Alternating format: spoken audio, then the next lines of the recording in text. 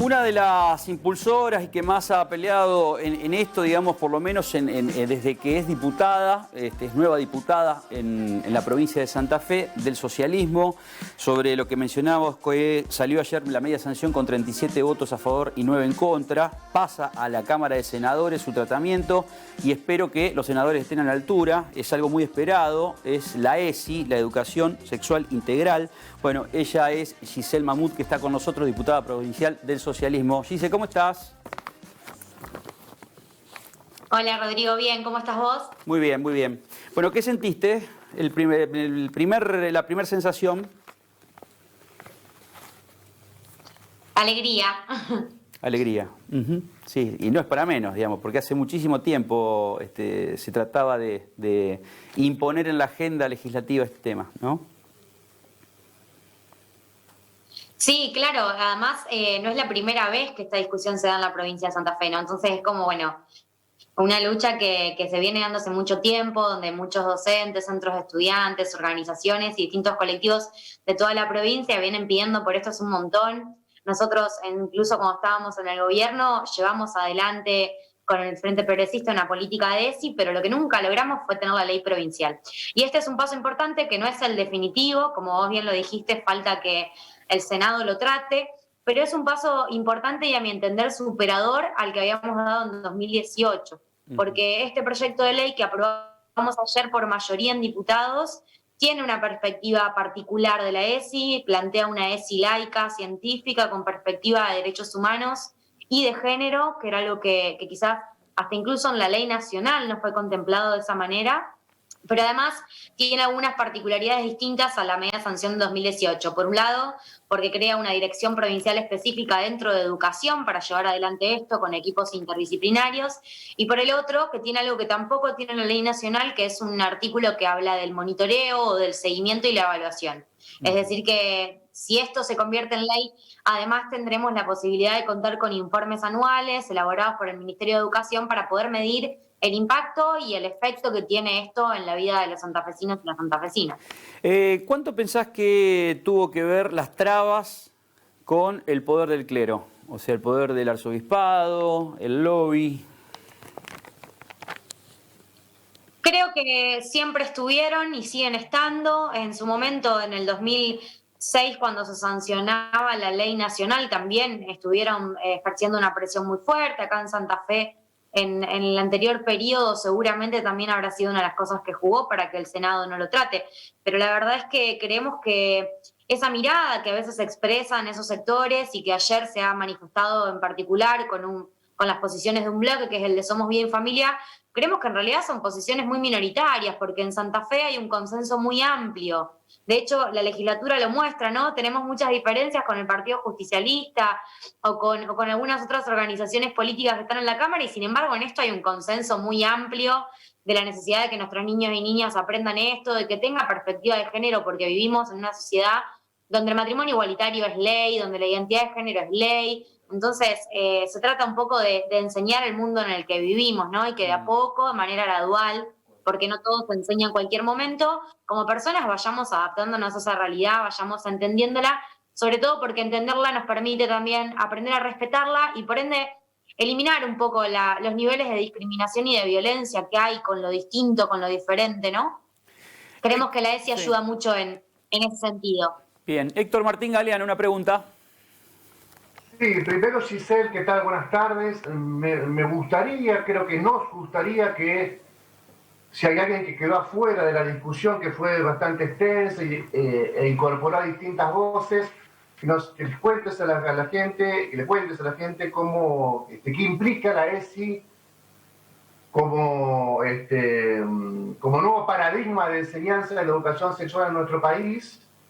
Y en segundo lugar, si pensás que el Senado, con todos los antecedentes que ya demostró en este sentido, puede acompañar el proyecto, y si está dispuesto, como una tercera pregunta, pero todo en una, y si está dispuesto tu bloque o diputados en tratar de sacar algunas cuestiones del proyecto en función de que sea aprobado por el Senado y en función de que por fin tengamos ley. Así que contanos primero de qué se trata la ley, Después, si crees que el Senado lo puede aprobar, si estarías dispuesta vos o tus colegas a modificar algo para que el Senado lo apruebe. Bueno, la ley lo que contempla es la obligación del Estado de brindar educación sexual integral en todos los niveles educativos de la provincia, es decir, inicial, primario, secundario, terciario, tanto en instituciones públicas como privadas. Esto nos permite cumplir con las funciones o la finalidad que tiene la ESI, que es, por un lado, una función preventiva, que podamos desde niños y desde adolescentes comprender cómo evitar embarazos no deseados, cómo evitar enfermedades de transmisión sexual, cómo detectar conductas que puedan ser abusivas en nuestros cuerpos, porque sabemos que cuando somos niños, niñas y adolescentes, muchas veces podemos estar sufriendo actitudes de otros que no identificamos como incorrectas o que podemos naturalizar, que nos pueden dañar mucho en la infancia. De hecho, tenemos estadísticas muy preocupantes de abusos sexuales intrafamiliares en la Argentina. Un 69% de las denuncias de delitos sexuales que se denuncian en la línea nacional son a niños, a niñas y adolescentes. 7 de cada 10 de esos casos son mujeres, entonces ahí aparece la cuestión de la violencia que se ejerce contra las mujeres y la desigualdad de posición en la que estamos, que es importante conocerla. Y por otro lado, también en Santa Fe, la aplicación de la ESI nos permitió, por ejemplo, detectar en el 2018 3 casos de abuso sexual por semana en las escuelas de la provincia.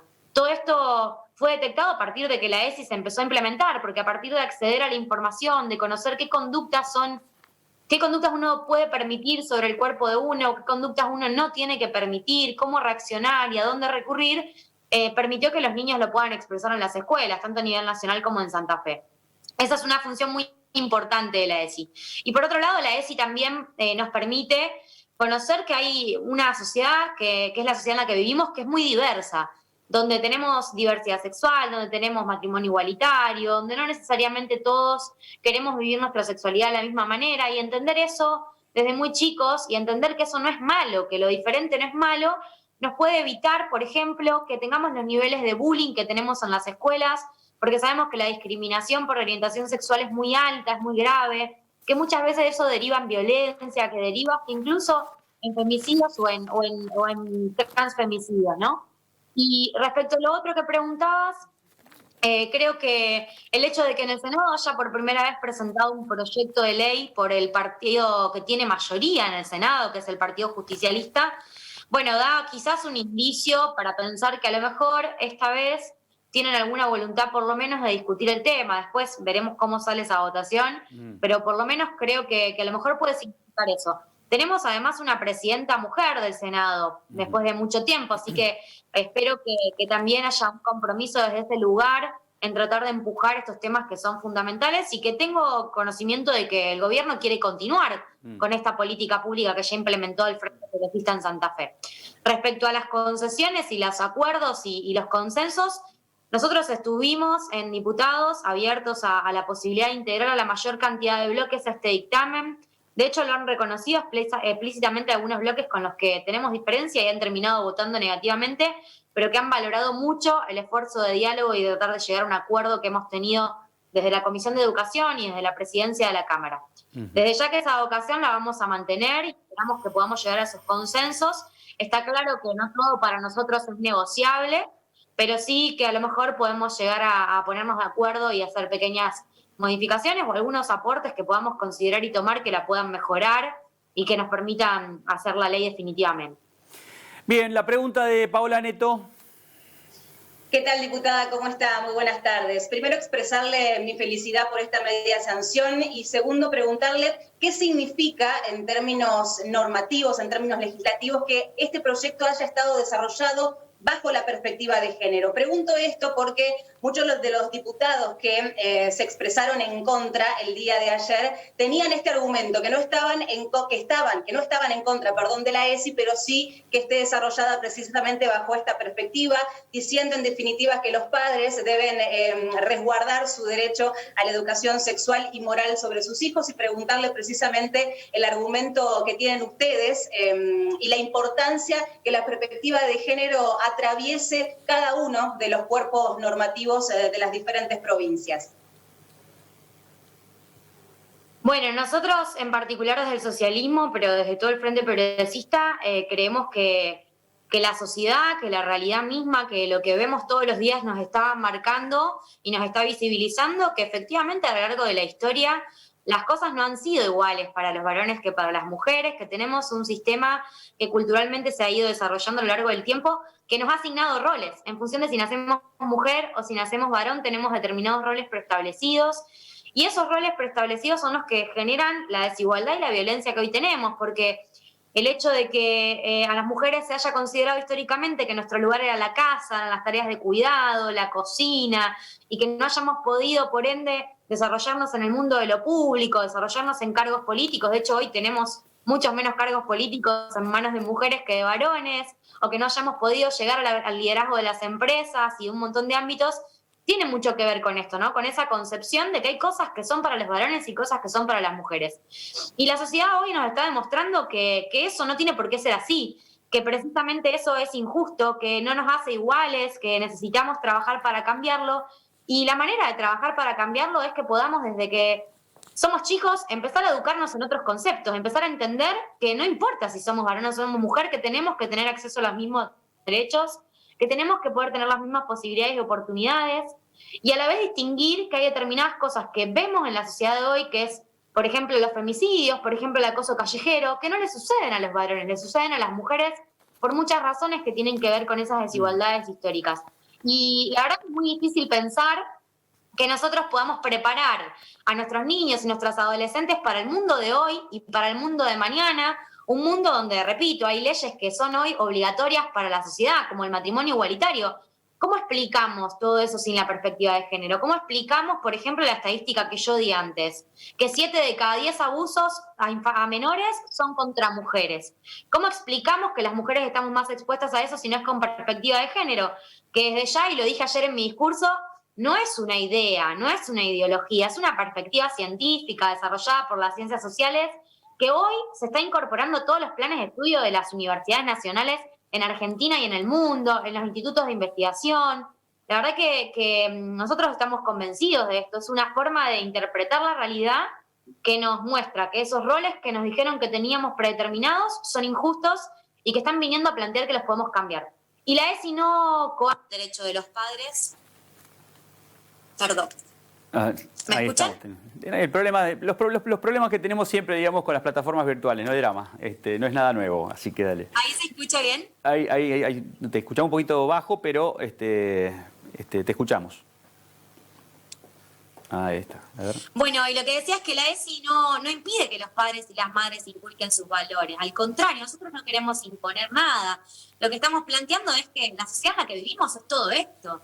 Existen los femicidios, existe el bullying, existe la discriminación por orientación.